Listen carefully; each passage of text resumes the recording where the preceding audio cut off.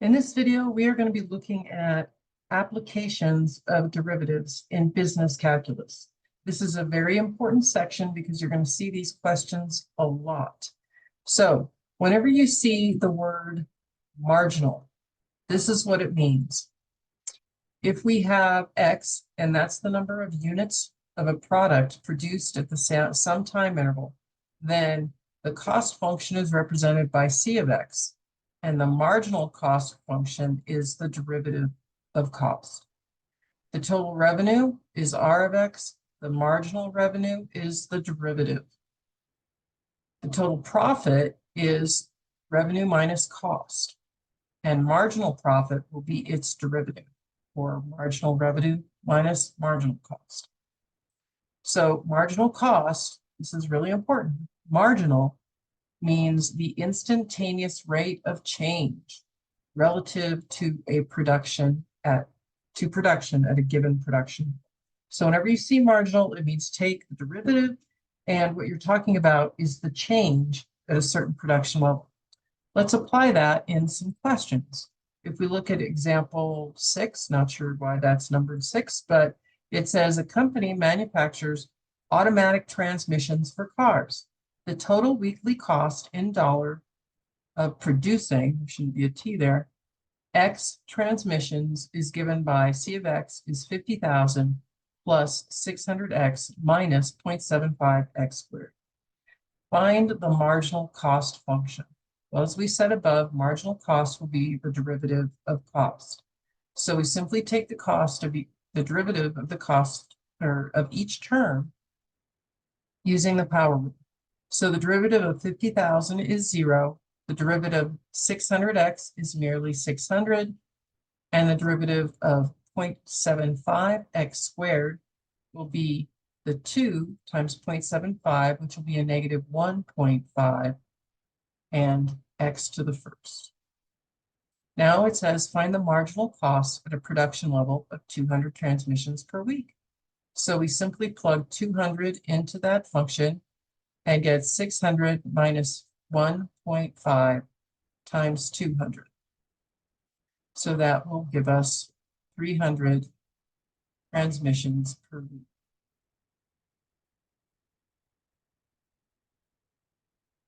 Well, that's not correct.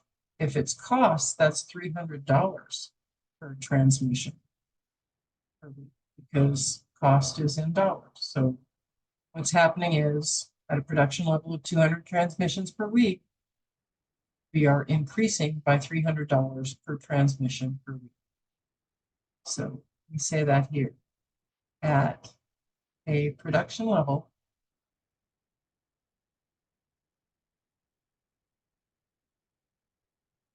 of 200 transmissions per week,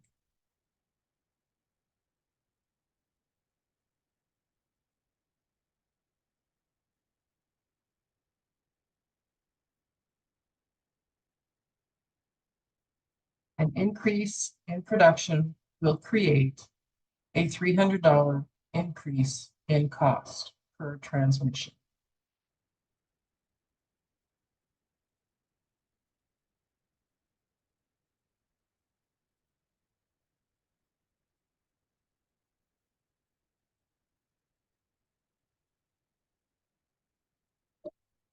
A $300 increase in cost per transmission.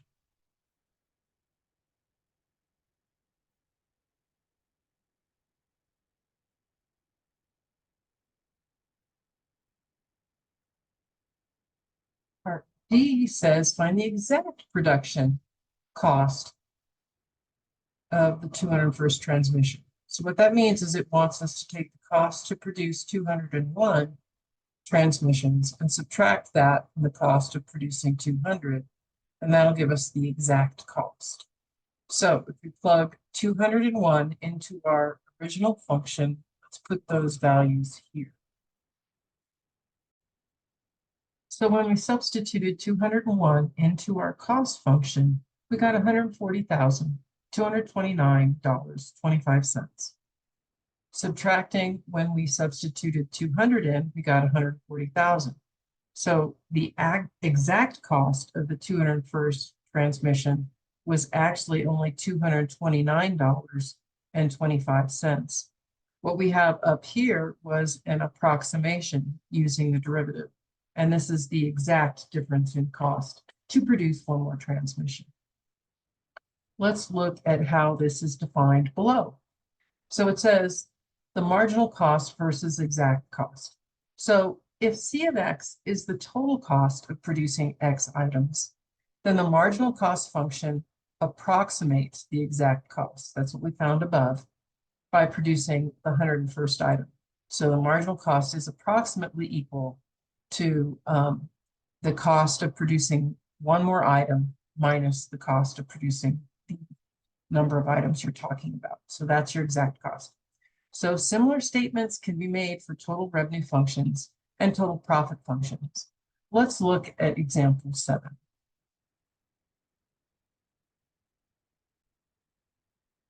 In problem 7, it says the exact cost and marginal cost. So the total cost of producing X bicycles is given by the cost function C of X equals 10,000 plus 150X minus 0.2 X squared. Find the exact cost of producing the 141st bicycle.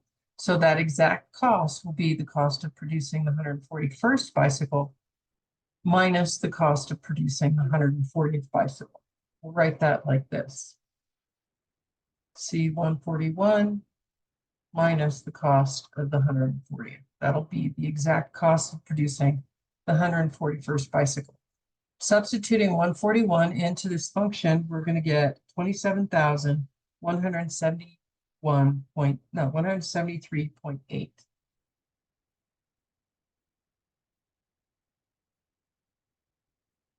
So that's the cost of producing 141 bicycles. If we substitute 140 in for X, we will get 27,080. 80, so 0, like that. Subtracting them, we'll get $93.80.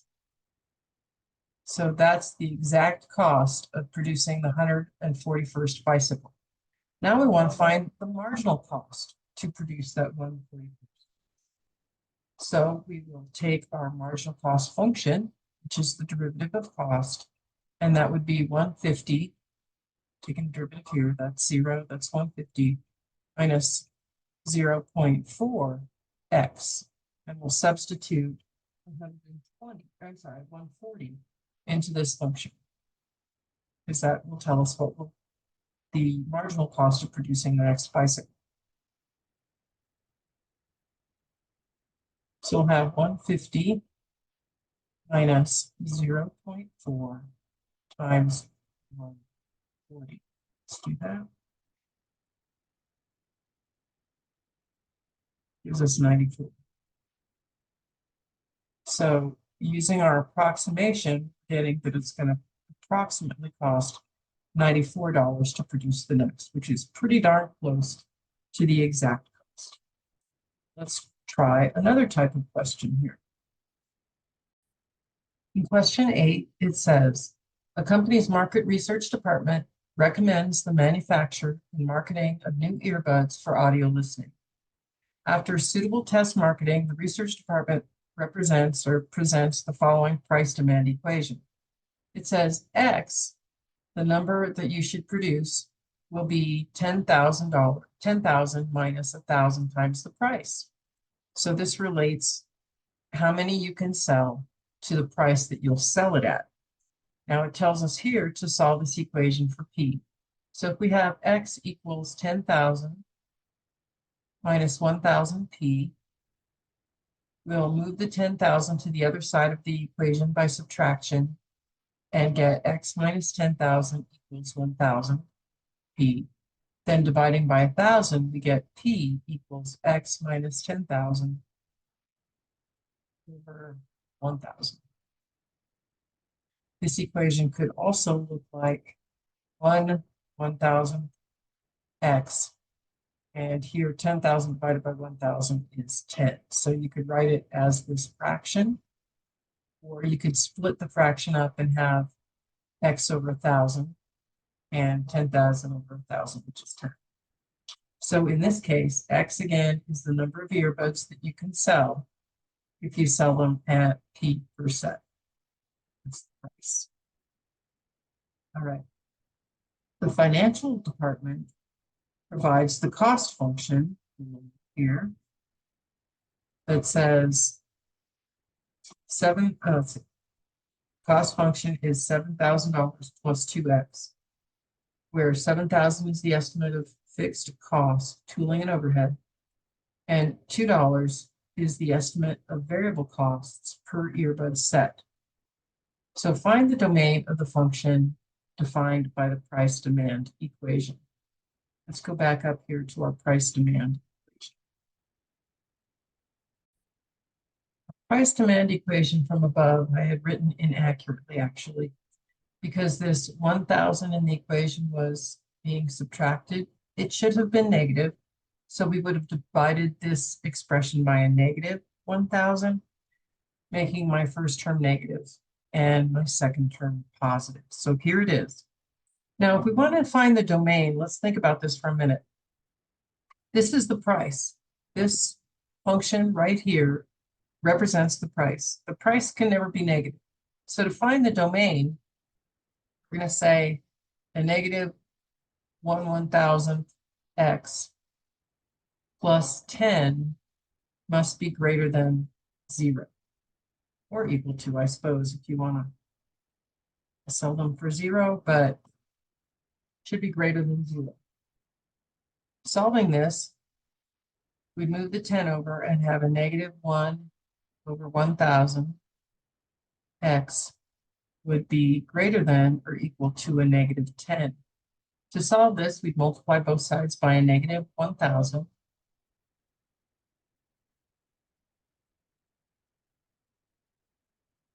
And we will get that x here has to be, if you multiply that out, less than or equal to, because when you multiply by a negative, you change the direction of the inequality, 10,000. So what that means is my domain will be from 0, because you're not going to sell negative earbuds. So my domain is 0 to 10,000. Let's find and interpret the marginal cost function. So my cost function here is C of x equals 7,000 plus 2x. So marginal cost be the derivative of that. The derivative of 7,000 is 0. The derivative of 2x is 2. So what this means is at any level of production of earbuds, it'll cost $2 more per earbud. Let's write that. So since 2 was a constant amount, it didn't depend on x, there's no variable, we can say that it costs $2 more per earbud set at any production level. Find the revenue function as a function of x and its domain. So revenue, how do you find revenue? Revenue is the price times how many you sell. That's, you sell something at $10 an item, then you sell 100 of them, 10 times 100, you're going to make $1,000. So our revenue function here would be our price function, which we have written here, a negative. Now we can not write this as a fraction if we write it as 0.001. That's the same as 1/1000. So 0.001x plus 10. But how many we sell, that is x. X is the number of items that you're going to sell. So that would be. So our revenue function, r of x, will become a negative 0.001 x squared plus 10x. Now, since the domain of how many earbuds we can sell is 0 to 10,000, the domain for revenue will also be 0 to 10,000. Now, find the marginal revenue at 2,000, 5,000, 7,000, and interpret the results. going to ask you to do that. You have your revenue function here, find the marginal revenue, and substitute in 2,000, 5,000, and 7,000, and interpret those results. Pause the video and go ahead. Taking the derivative of revenue, we get that our prime of x is a negative 0.002x plus 10. Substituting the values 2,000, 5,000, and 7,000 into that equation yield us with $6 at a $2,000 production level, 0 at 5,000, and a negative $4 at a $7,000 production level, or at a 7,000 set production level. So interpreting this, we will write at a production level of 2,000 earbuds, revenue increases by $6 per set. At a production level of 5,000 earbuds, revenue is unchanged per set. So if you change the amount of sets you're producing, you will not change revenue by that much. At a production level of 7,000 earbuds, the revenue will decrease by $4 per set. So if you increase production at 7,000 earbuds, then your revenue will decrease by $4 per set. Now, part E wants us to graph the cost function and the revenue function on the same coordinate system and find the intersection points of these two graphs and interpret the results. Let's go to Desmos for that.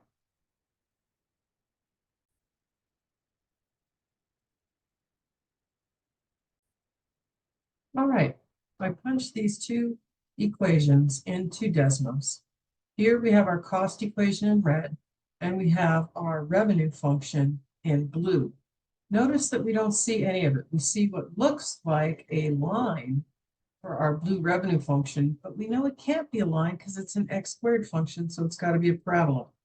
We also notice that our domain that's graphed here is from a negative 10 to a positive 10.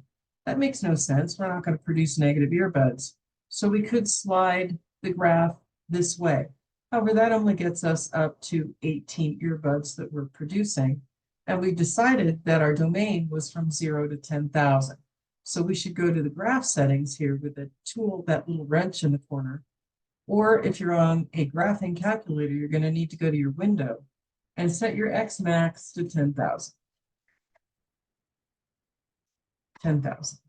So now you can still barely see the function. Why? Because our revenue is not correct.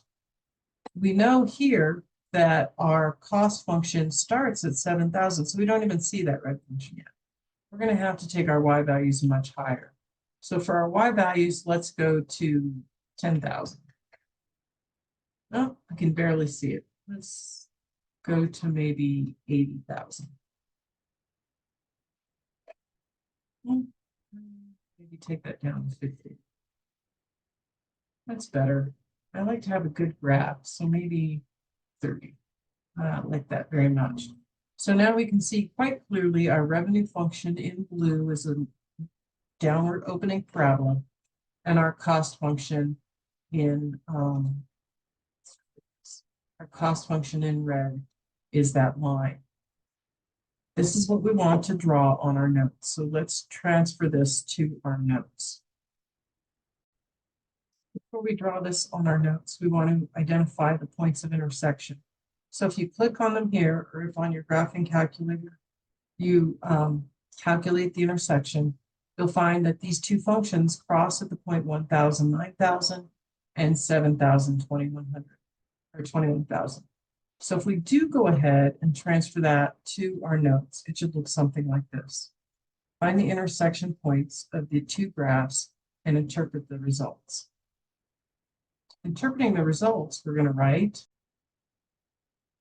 write that the break-even points are when the number of earbuds produced are $1,000 and 1,000 earbuds and 7,000 earbuds. So the break-even points are $1,000, $9,000, and 7,000, $21,000. Now cost, the red function here, is greater than revenue between $0 and $1,000. So that's in here. Cost is greater The red function has higher y values than the blue function, and between $7,000 and $10,000. Over here, you're operating at a loss because your cost is greater than your revenue function. Now in here, you're operating at a surplus. This area shaded in yellow would be profit, because here your blue revenue function is greater than your red cost function. So this would be profit. So that's what we say here. Revenue is greater than cost between 1,000 and 7,000 earbuds produced. So let's find the profit function and its domain and sketch the graph of that function. So the profit function we know is revenue minus cost. So my revenue function is a negative 0.001x squared plus 10x. And my cost function is 7,000 plus 2x. If you simplify this, you're going to get a negative 0.001x squared, and 10x minus 2x would be plus 8x, and then minus the 7,000. That is our profit equation. Let's go ahead and graph that. Here we see that profit function, and we can notice a couple things about it. One thing to notice would be that you can see we have a positive profit between 1,000 and 7,000. That's not surprising, because we identified before that we were getting profit in the positive range between 1,000 and 7,000 units, because our revenue function was above our cost function. So that would be our profit function, and it would have the same domain from 0 to 10,000 as our previous function, because it can be negative and you can operate at a loss. So we've got that graphed here and our domain level. Then it says to find the marginal profit at 1,000, 4,000, and 6,000 and interpret the results. So I'm going to ask you guys to go ahead and note that down. Let's see what you get. Our derivative of profit, or our marginal profit function, becomes P prime of x equals a negative 0.002x plus 8. So substituting in 1,000, 4,000, and 6,000, we get $6, $0, and a negative $4 per set. So what that means is that at a production level of 1,000, 4,000, and 6,000, the profit will either increase by 6,000 at 1,000, it will stay the same at a production level of 4,000, or it will decrease by $4 per set at a production level of $6,000. So an increase in production at any of those amounts will produce that difference in dollar amount. Thanks for watching.